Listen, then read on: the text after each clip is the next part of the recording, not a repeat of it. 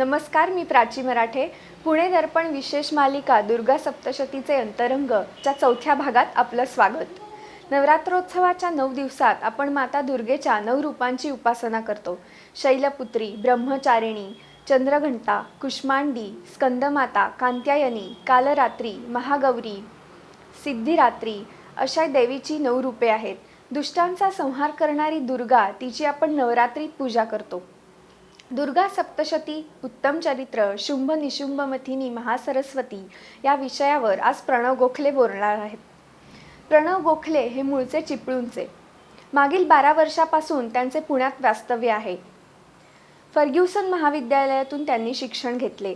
धर्मकोश प्रकल्पात तसेच छत्रपती शिवाजी महाराजांच्या प्रेरणेत रघुनाथपंत हनुमंते यांनी तयार करून घेतलेल्या राज्य व्यवहार कोशाचे संपादन आणि प्रकाशन देखील त्यांनी केले आहे. तर ऐकूया या मालिकेचा चौथा भाग, शुंभ निशुंभ मथिनी, महासरस्वती. श्री गणेशाय नमः. ओम नमश्चंडिकायै. प्रथमं शैलपुत्रीति, द्वितीयं ब्रह्मचारिणी, तृतीयं चंद्रघंटेति, कुष्मांडेति चतुर्थकम्, पंचमं स्कंदमातेति, षष्ठं कात्यायनीति च, सप्तमं कालरात्रिश्च, महागौरीति चाष्टमं, नवमं सिद्धिदात्री च, नवदुर्गा प्रकीर्तिता. या देवी सर्वभूतेषु मातृरूपेण संस्थिता. नमस्तस्यै नमस्तस्यै नमस्तस्यै नमो नमः. सृष्टिस्थितिविनाशानां शक्तिभूते सनातनी, गुणाश्रये गुणमये नारायणी नमोस्तुते. सर्वांना सादर सप्रेम नमस्कार.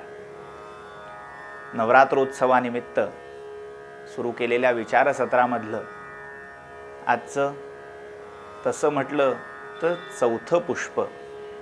मात्र देवी चरित्रातलं आजचं जे चरित्र आख्यान आपण बघणार आहोत ते तिसरं आहे.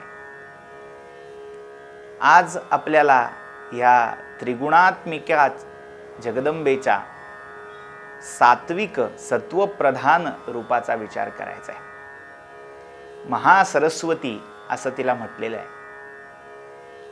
सप्तशतीमधल्या मार्कंडेय पुराणाचा भाग असणारी दुर्गा सप्तशती आणि दुर्गा सप्तशतीमधल्या 5 ते 10 ह्या अध्याय भागामध्ये जी कथा, जे चरित्र देवीचं येतं ते चरित्र म्हणजे हे महासरस्वतीचे चरित्र आहे.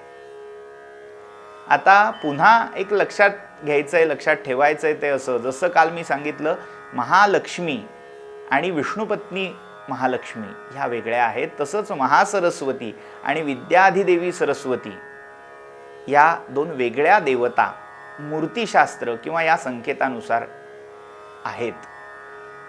आता इथे महासरस्वती असं नाव का पडलं तर जिचा उद्भव, जिचा उगम सरस म्हणजे सरोवरामध्ये झाला. सरोवरा ठाई स्नान करायला गेलेल्या असणाऱ्या देवीच्या शरीरापासून जी उत्पन्न झाली म्हणून ती सरस्वती. आणि इकडे विद्यादेवी सरस्वतीच्या नावाचाही अर्थ तो का तर तिला मुळात वेदामध्ये नदीरूप कल्पिलेला आहे. नदीरूप सरस्वती ही ज्या मुख्य सरोवरापासून म्हणजे हिमनद्यांचं एक सरोवर आणि त्याच्यातून ह्या नद्या सगळ्या उत्पन्न होतात अशी कल्पना आहे. तर त्या सरोवरापासून ती उत्पन्न झाल्यामुळे तिलाही सरस्वती असं म्हटलं गेलं. त्यामुळे दोन्ही देवी रूपांची नावं ही सारखी असली तरी 2 भिन्न देवता आहेत हे इथे लक्षात ठेवायला हवं. तर अशी ही महासरस्वती, हिचं ध्यान शास्त्रामध्ये असं सांगितलेलं आहे, घंटा शूल हलानि शंख मुसले चक्रम धनुस्सायकम हस्ताब्जैर्दधतीं घनांत विलसत शीतांशुतुल्य प्रभा गौरी देह समुद्भवा त्रिजगता माधारभूता महा पूर्वामत्र सरस्वतीं अनुभजे शुंभादि दैत्यार्दिनीं.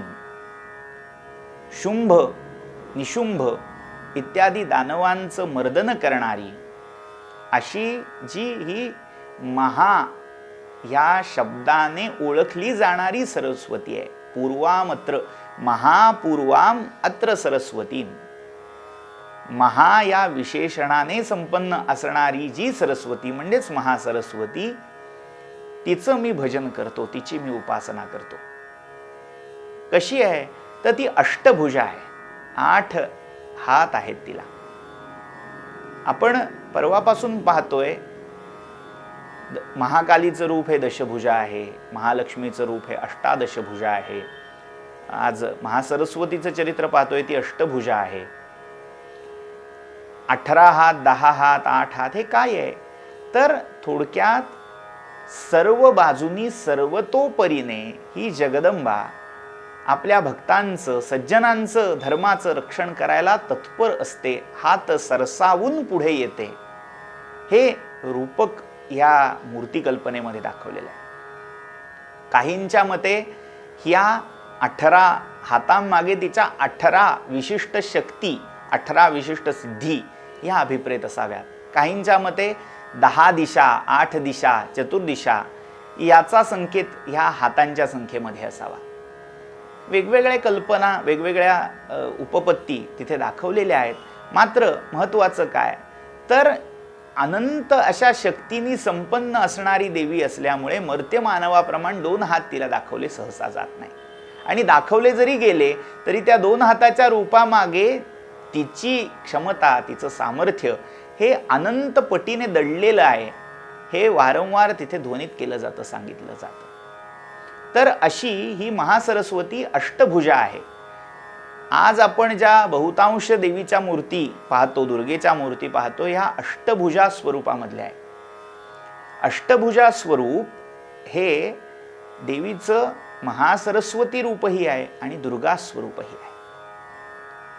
मी पहिल्या दिवशी स्पष्ट केलं होतं की पूर्ण दुर्गा सप्तशतीमध्ये देवीच्या 3 अवतारांची चरित्र, महाकाली, महालक्ष्मी आणि महासरस्वती यांची आहेतच.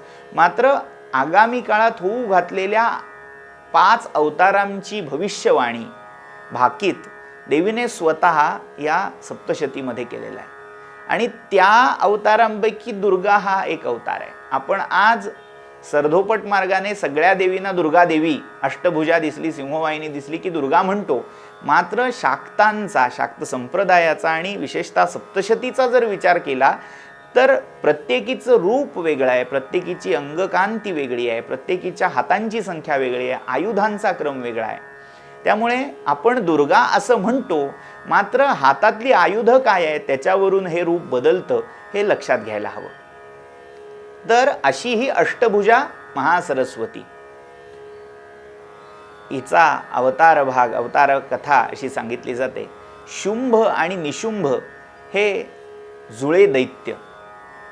आता हे दैत्य आहेत आणि जसं महिषासुर आपण दानव कुळातला होता, तसे शुंभ आणि निशुंभ हे दैत्य कुळातले सांगितलेले आहे.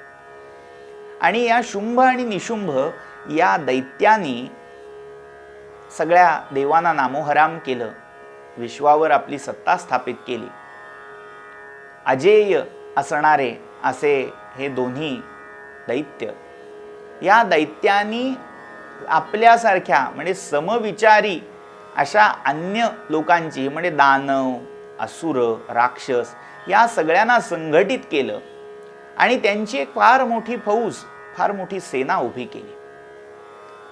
या सेनेच्या प्रभावाने, या सेनेच्या पराक्रमाच्या आधारे शुंभ आणि निशुंभ यांनी दशदिशा जिंकून घेतल्या, स्वर्गावर आपलं राज्य स्थापित केलं.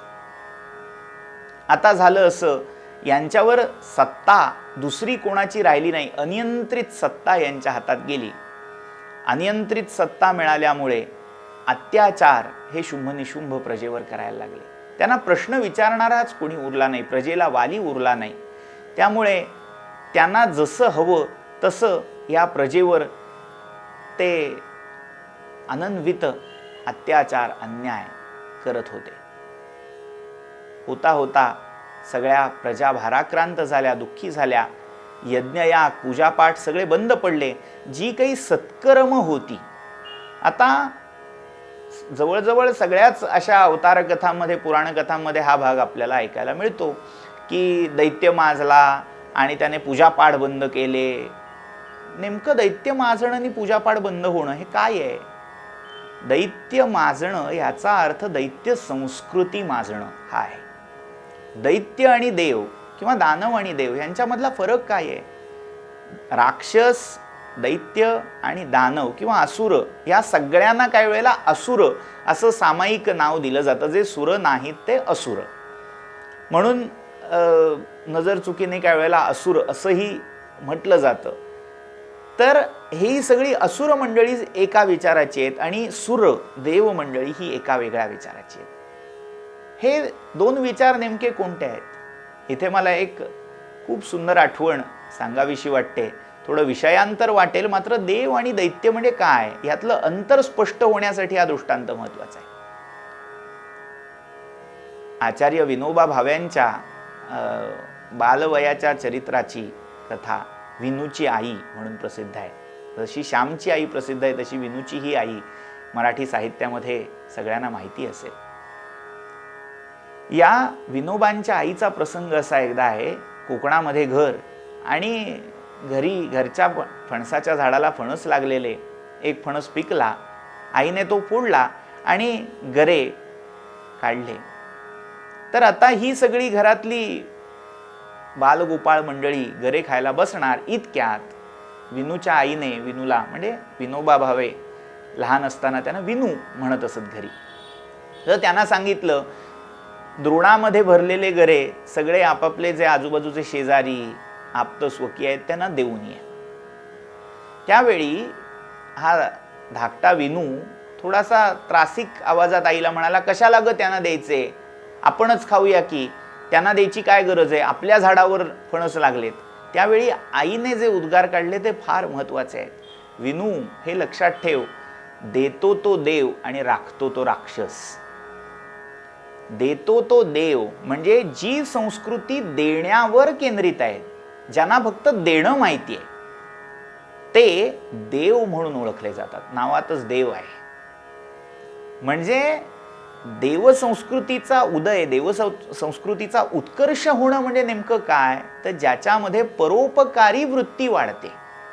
चॅरिटी ज्या समाजामध्ये सर्वाधिक होते, निस्पृहपणे केली जाते, तो समाज म्हणजे देव समाज आहे म्हणायला हरकत नाही.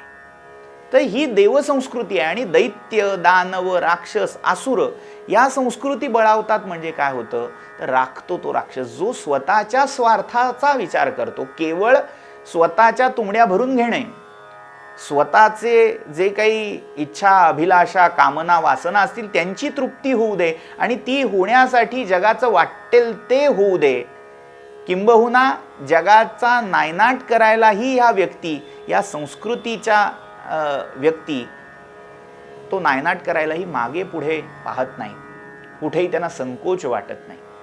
ही दैत्य संस्कृती आहे. म्हणजे दैत्यांचं राज्य आलं, दैत्य माजले, याचा अनेकांनी विपर्यास केलेला आहे. कुठल्या एका वर्णाचा, कुठल्या तरी एका समाजातल्या वर्गाला देव म्हटलंय आणि कुठल्या तरी एका समाजाला असुर म्हटलंय, असा भाग नाहीये.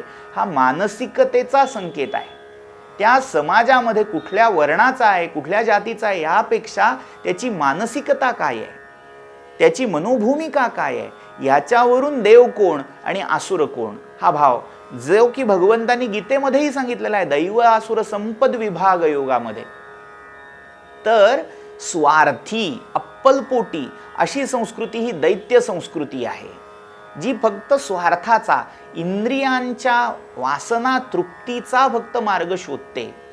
ती दैत्य संस्कृती आणि त्याचे प्रतिनिधी किंवा त्याचे प्रवर्तक म्हणजे हे शुंभ निशुंभ होते.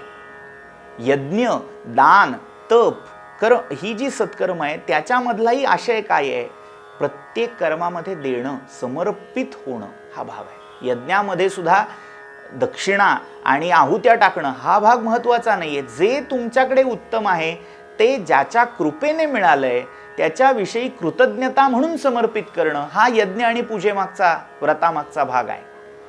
तर हा भाव म्हणजे समाजातली कृतज्ञता बुद्धी जेव्हा नष्ट होते तेव्हा काय होतं, तेव्हा दैत्य संस्कृती वाढीस लागते. दैत्य संस्कृती शिखर सीमेवर पोचते. म्हणजे काय होतं तर नेमकं हे होत असतं. तर परोपकार समाजामधला कमी व्हायला लागला आणि स्वार्थ बुद्धी वाढायला लागली की लक्षात घ्यावं दैत्य संस्कृतीचं अभ्युत्थान झालेलं आहे. तर अशी ही दैत्य संस्कृती जेव्हा अभ्युत्थान पावली, शुंभ आणि निशुंभ सर्व त्रैलोक्याचे सत्ताधीश झाले, तेव्हा ह्या सगळ्या देवांनी जे कोणी सज्जन परोपकारी होते त्यांची काही मात्रा चालेना म्हणून ते सगळे एकत्र आले. एकत्र येणं, एकत्रित उपासना होणं फार महत्त्वाचं आहे. महिषासुरमर्दिनीच्याही चरित्रात हे आहे, याही चरित्रात तेच आहे. सगळ्यांनी एकत्र येऊन प्रार्थना केली. हिमवत पार्श्वे, हिमालयाच्या त्या पार्श्वभागी, हिमालयाच्या एका पठारावर जाऊन हे सगळे एकत्र आलेत आणि ते प्रार्थना करतायत त्या जगन्मातेची, जगत संचालक शक्तीची. आणि त्यावेळी योगायोगाने त्या मानसरोवरामध्ये माता आदिशक्तीचं रूप असणारी शिवपत्नी, शिवप्रिया पार्वती, गौरी ही तिथे आलेली आहे. आणि इथे ती पार्वती आलेली आहे. स्नान करण्यासाठी ती सरोवरात उतरणार. इतक्यात तिने हा सगळा स्तोत्रांचा भाग, त्यांची प्रार्थना देवांची ऐकली. साक्षात आदिमातेचंच एक रूप पार्वती आहे. त्यामुळे माता पार्वतीने ह्या देवांना विचारलं कशासाठी आल्या, तर त्यांनी सगळी आपली गाऱ्हाणी जेव्हा जगन्मातेसमोर, पार्वती देवींसमोर मांडली, ती ऐकल्यावर करुणेने भारलेल्या त्या पार्वती मातेच्या शरीरामधून एक दिव्य स्त्री प्रकट झाली.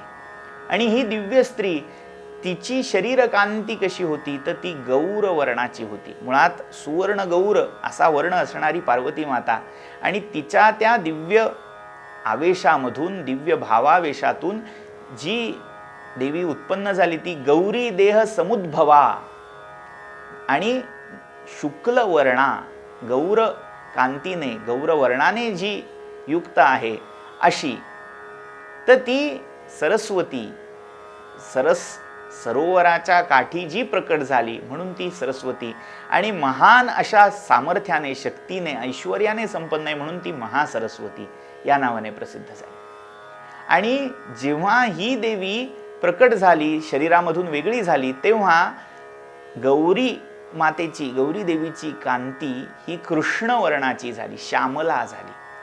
तेव्हापासून त्या गौरीचं ते रूप काली, श्यामा ह्या नावाने प्रसिद्ध झालं. त्यामुळे महासरस्वती आणि श्यामा, काली ह्या दोन देवता इथे प्रकट झाल्या आणि त्यांनी देवांना सहाय्य करण्याचं अभिवचन दिलं.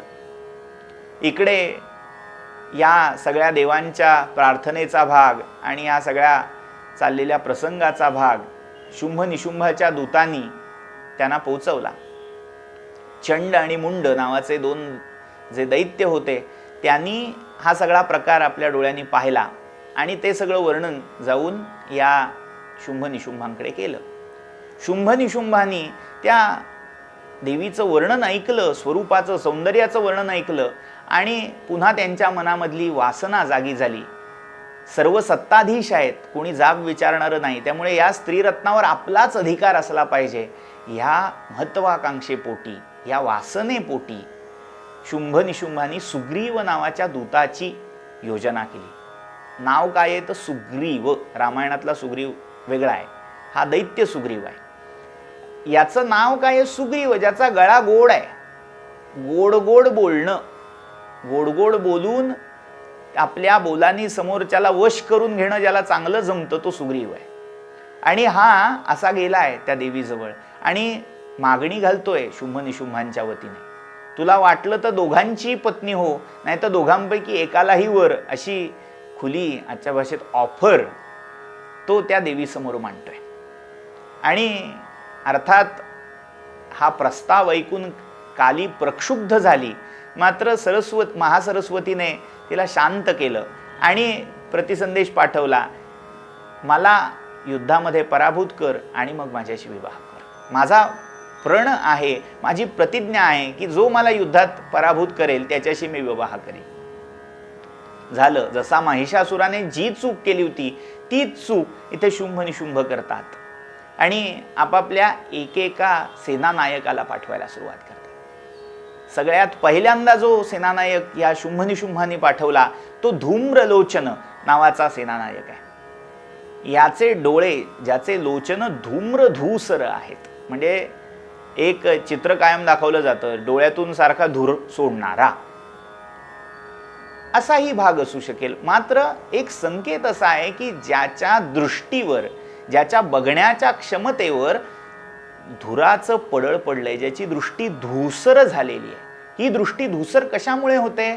आपल्या अंतरंगामध्ये जे काम, क्रोध, लोभ, मोह, मद, मत्सर आहेत त्यातल्या एखाद्या किंवा सगळ्या विकारामुळे ज्याची दृष्टी, बघण्याची क्षमता, बघायचा दृष्टिकोन हा धूसर होऊन गेलाय, दूषित होऊन गेलाय. असा धूम्रलोचन म्हणजे ज्याला स्वतःचा असा विचार नाहीये, ज्याची दृष्टी ही पूर्वग्रह बाधित आहे, असा धूम्रलोचन हा त्या जगदंबेच्या स्थानी आला आणि तिला खेचून नेण्याची भाषा बोलायला लागला. हा देवीला स्पर्श करायला जवळ जाणार इतक्यात देवीने एक प्रचंड हुंकार केला आणि त्या केवळ हुंकार मात्रे हा धूम्रलोचन भस्मसात झाला. हा सगळा प्रसंग पुन्हा जेव्हा शुंभ निशुंभांना कळला, शुंभ निशुंभांनी आपले दुसरे 2 सेनानायक, ज्यांनी देवीच्या अवताराची कथा येऊन ऐकवली होती, त्या 2 सेनानायकांना चंड आणि मुंड यांना देवीकडे पाठवलं. आता हे चंड मुंड खूप पराक्रमी होते आणि ते येत आहेत म्हटल्यावर महासरस्वतीने कालिकेला विनंती केली. थोडक्यात आजच्या भाषेत त्या चंडमुंडांची फाईल कालिकेच्या डिपार्टमेंटला वळवती झाली. आता साक्षात त्या पार्वतीचंच श्यामल रूप असणाऱ्या काली मातेने, काली देवीने या चंडमुंडांना आपल्या पायाखाली तुडवून त्यांचा वध केला. त्या दोघांचीही मुंडकी हातात धारण करून भयंकर अट्टहास नृत्य करत मत्त अशा रूपामध्ये ही काली देवी या महासरस्वतीकडे आली आणि तिचं हे रणोन्मत्त रूप पाहून महासरस्वतीलाही संतोष झाला आणि तिथे त्या कालीला नामकरण केलं गेलं चामुंडा. चंड आणि मुंड या दोघांचाही तू वध केलास.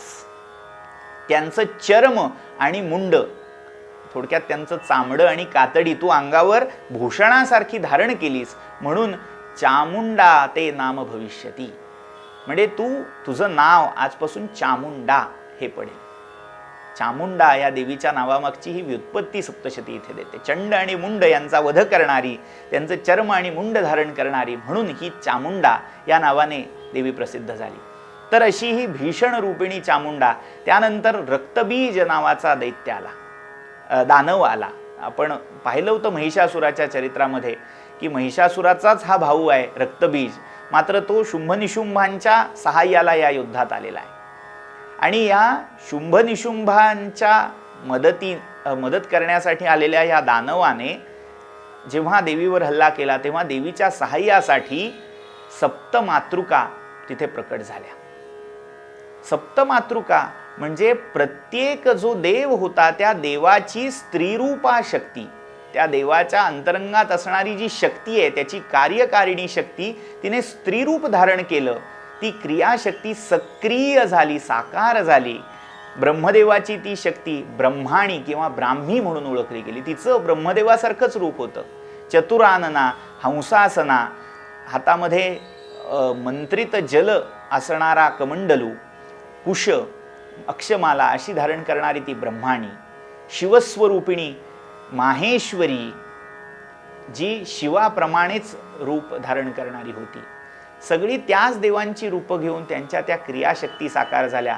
कुमार कार्तिकेयाची शक्ती कौमारी, भगवान नारायणांची, विष्णूंची शक्ती वैष्णवी, नारायणांचेच नरसिंह आणि वराह हे जे अवतार होते त्यांच्या शक्ती वाराही आणि नारसिंही, इंद्राची शक्ती ऐंद्री, अशा सगळ्या या मातृका तिथे प्रकट झाल्या आणि त्या मातृकांनी दैत्यसेनेचा संहार करायला सुरुवात केली.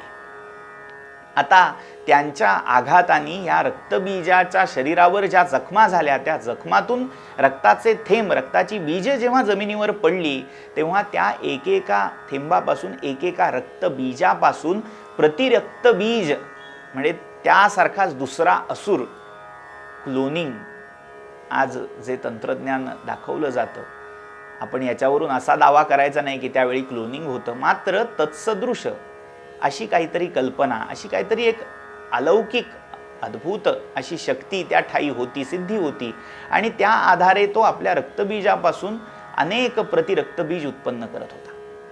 हा सगळा प्रकार पाहिल्यावर देवीच्या लक्षात आलं, जेवढे वेळा ह्याला मारण्याचा प्रयत्न करू तेवढे वेळा, तेवढ्या पटीने हा दैत्य वाढत राहील, दानव वाढत राहील. म्हणून मग देवीने चामुंडेला आवाहन केलं. चामुंडेने केलं काय, आपलं भयंकर असं मुख पसरलं, प्रचंड असं शरीर धारण केलं आणि विश्वरूप अशी ही काली झाली. अख्ख्या पृथ्वीच्या भूभागा इतकी तिच्या मुखाची पट्टी पसरली आणि त्या मुखामध्ये या रक्तबीजाचा वध केल्यानंतर, त्याला मारल्यानंतर जे रक्त त्याच्यामध्ये जमिनीवर पडत होतं ते तिच्या मुखामध्ये पडायला लागलं. असं करून सगळं रक्त हिने, या चामुंडेने प्राशन केलं. वर्णन असं आहे की रक्त पिताना तिच्या जिभेवर नवीन रक्तबीज तयार होतोय, मात्र ती आपल्या भयंकर अशा सुळ्यांनी, दाढांनी त्या रक्तबीजांचा चट्टामट्टा करते, खाऊन टाकते. असा रक्तबीज शेवटी चामुंडेच्या सहाय्याने ह्या अंबिकेने संपवला. आणि आता शेवटी या शुंभ आणि निशुंभांची पाळी आली. इथे शिवदूती नावाच्याही एका मातृकेचा उल्लेख येतो. शिवाला देवीने सांगितलं की त्या शुंभाला जाऊन माझा निरोप सांग, अजूनही वेळ गेली नाहीये. जसं रामानी अंगदाला पाठवलं, तसं इथे जगदंबिकेने शिवांना साक्षात दूत म्हणून पाठवलं. आणि शिवाना दूत म्हणून जा असं सांगता सांगता देवीचं एक रूप तिथे प्रकट झालं, जे शिवदूती या नावाने ओळखलं गेलं. जिच्या दूती, जिच्या अनुचरी या शिवा म्हणजे कोल्हिणी होत्या, कोल्ही जिच्या अवतीभोवती होती, अशी शिवदूती ही एक भयंकर रूपाची मातृका. अशा सगळ्या मातृकांबरोबर ही महासरस्वती अंबिका ही त्या रणांगणावर शोभतेय. शिवांनी शुंभाला शंभूनी शुंभ निशुंभाना तो संदेश ऐकवला, मात्र शुंभाच्या बुद्धीवर पडलेलं मायामोहाचं, अज्ञानाचं, अविद्येचं, अहंकाराचं पडळ इतकं घट्ट होतं की त्याला तो सद्विचार मानवला नाही आणि ते स्वतः शेवटी रणांगणात आले. आणि त्या युद्धामध्ये पहिल्यांदा निशुंभाचा वध केला, शुंभ राहिला. तेव्हा शुंभ म्हणाला, या मातृकांच्या जोरावर तू एवढी का गर्व करतेस? तेव्हा जगदंबेने सांगितलं, या मातृका म्हणजे वेगळ्या नाही आहेत, ती मीच आहे असं म्हणून सगळ्या मातृकांना तिने आपल्या स्वरूपामध्ये सामावून घेतलं, एकरूप झाल्या मातृका. आणि शेवटी या शुंभाशी युद्ध करून महासरस्वतीने, अंबिकेने त्या शुंभ दैत्याचाही वध केला. असं शुंभ आणि निशुंभ यांचा सगळा प्रसंग या सप्तशतीच्या तिसऱ्या महासरस्वतीच्या चरित्रामध्ये येतो.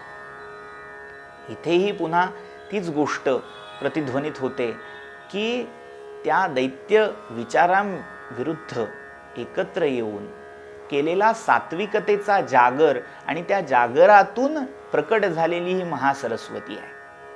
सात्विकता जर जोपासायची असेल तर त्या आपल्या सद्गुणांना अधिकाधिक पुढे आणलं पाहिजे, सद्गुणांचं अवलंब अधिकाधिक केला पाहिजे. व्यक्ती कोणतीही वाईट नसते, मात्र त्या व्यक्तीने आपल्यातले कोणते गुण प्रकट केलेत, करतोय तो, त्यावर त्याची सात्विकता किंवा तामसिकता अवलंबून असते.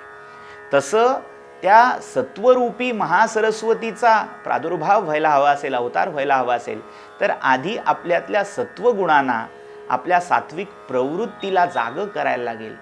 ही जेव्हा समाजातली सात्विक प्रवृत्ती जागी होईल, तेव्हा त्या सात्विकतेचा, सत्वगुणाचा कैवार घेण्यासाठी ती जगदंबा अवतरित होईल. हाच संदेश हे महासरस्वतीचं चरित्र, सप्तशतीमधलं उत्तम चरित्र असं ज्याला म्हटलंय. उत्तम चरित्र हे सगळ्यात अंतिम, चरम असं आहे म्हणून उत्तम आहे. आणि देवीची सगळ्या प्रकारची रूपं म्हणजे एक सक्रिय आणि एक दुसऱ्याला सक्रिय करणारं, म्हणजे पोटॅन्शियल आणि कायनेटिक अशा एनर्जीच्या परिभाषेमधलं आजचं शास्त्र विज्ञान बोलतं. तर देवीच्या त्या ऊर्जेच्या, त्या चेतनेच्या या दोन्ही अवस्था आहेत ह्या चरित्रामध्ये. काली ही तिच्या पोटॅन्शियल ऊर्जेचं, स्थितीज ऊर्जेचं प्रतीक आहे आणि महालक्ष्मी हे तिच्या गतिज ऊर्जेचं प्रतीक आहे. मात्र सरस्वतीच्या रूपामध्ये स्थिती आणि गती, स्थिती ही मातृकांच्या रूपात आणि गती ही त्या अंबिकेच्या रूपामध्ये, अशी दोन्ही सारस स्वरूपामध्ये सामावली गेलेली आहे. त्यामुळे अशी स्थिती आणि गती रूपा ऊर्जस्वला या सगळ्या विश्वाची चेतना संवित अशी ही जगदंबा, ती या महासरस्वती रूपामध्ये प्रकट झाली आणि तिचं चरित्र म्हणून हे उत्तम चरित्र या नावाने ओळखलं गेलं. उत्तम, तम याचा अर्थ तिमिर, तमो गुण, त्या तमाला ओलांडून जाणं, पलीकडे जाणं म्हणूनही ती उत्तम आहे. तमाला, स्वतःमधल्या तमोगुणाला, तमोबुद्धीला ओलांडून सत्वगुणामध्ये प्रवेश करणं, सत्वगुणाचा अवलंब करणं, हा या उत्तम चरित्राचा संदेश आहे आणि हा या देवी चरित्राचा सारांशही आहे. इथे या देवी चरित्रातलं हे तृतीय चरित्र समाप्त होतं. त्यानंतर देवांनी देवीची स्तुती केली आहे. देवीची स्तुती नमो देव्यै महादेव्यै हे जे प्रसिद्ध स्तोत्र आहे, ज्याला तांत्रिक संप्रदायामध्ये सूक्तच म्हटलं जातं. जशी वेदांमधली सूक्त प्रसिद्ध आहे तसं हे तांत्रिक देवी सूक्त आहे. आणि त्या देवी सूक्ताने या सगळ्या देवांनी देवीची स्तुती केली. या सप्तशतीच्या 11व्या अध्यायामध्ये, 10 अध्यायापर्यंत हे सगळं चरित्र झालं. 11व्या अध्यायामध्ये देवांनी केलेली नारायणी स्तुती आहे. सर्वमंगल मांगल्ये शिवे सर्व अर्थ साधिके शरण्ये त्र्यंबके गौरी नारायणी नमोस्तुते. हा श्लोक परंपरेमध्ये सगळ्या देवी भक्तांना माहीतच असेल. हा श्लोक प्रथम येतो, त्याचा उल्लेख, अंतर्भाव येतो तो सप्तशतीच्या 11व्या अध्यायामध्ये. सप्तशतीच्या 11व्या अध्यायामध्ये नारायणी नमोस्तुते हे पालुपद घेऊन अनेक रूपांची स्तुती केलेली आहे. मग त्याच्यामध्ये देवीच्या एकेका मातृका रूपाची, मग ती ब्राह्मी असेल, वैष्णवी असेल, माहेश्वरी असेल, कौमारी असेल, त्या एकेका रूपाला प्रार्थना आहे, एकेका रूपाला वंदन आहे.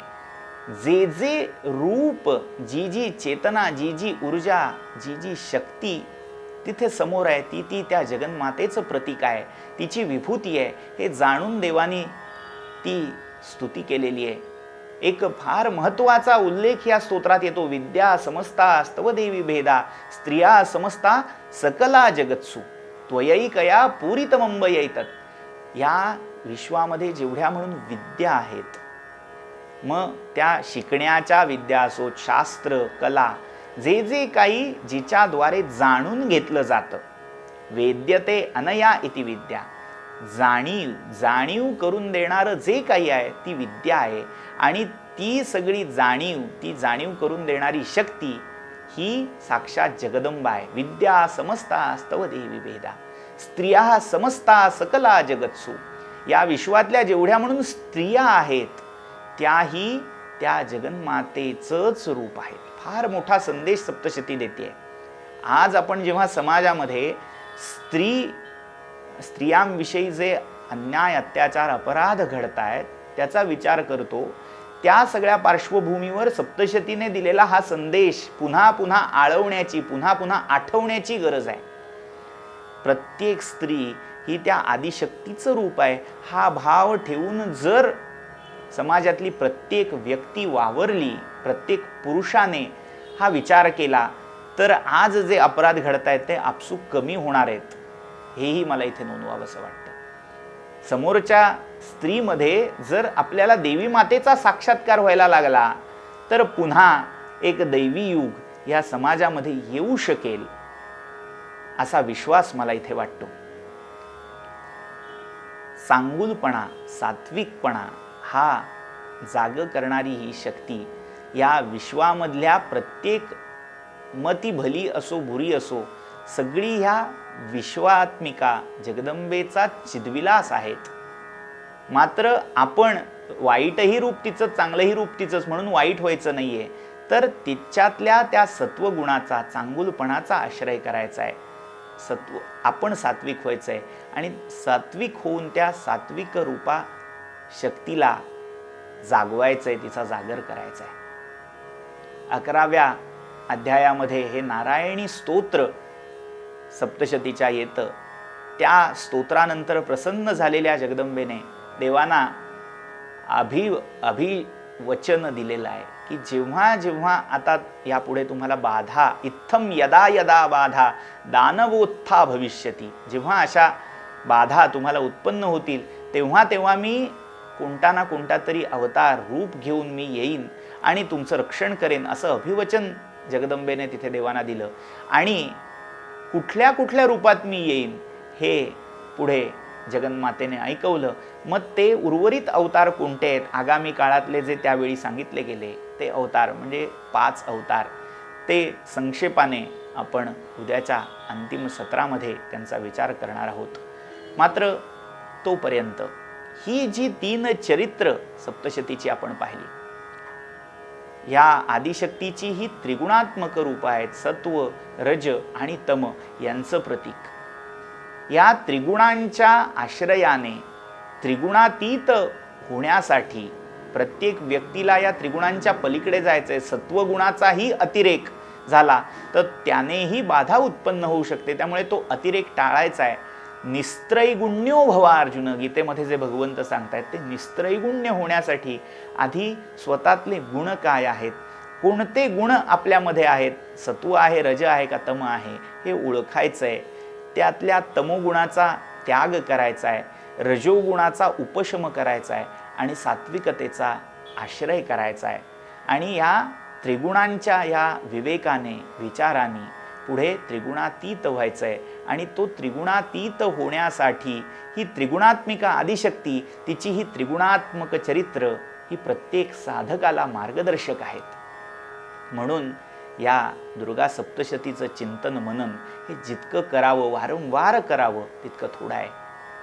इथे आपलं हे विचारसत्र जे आहे त्यातल्या ह्या 4थ्या सत्राचा समारोप करूया.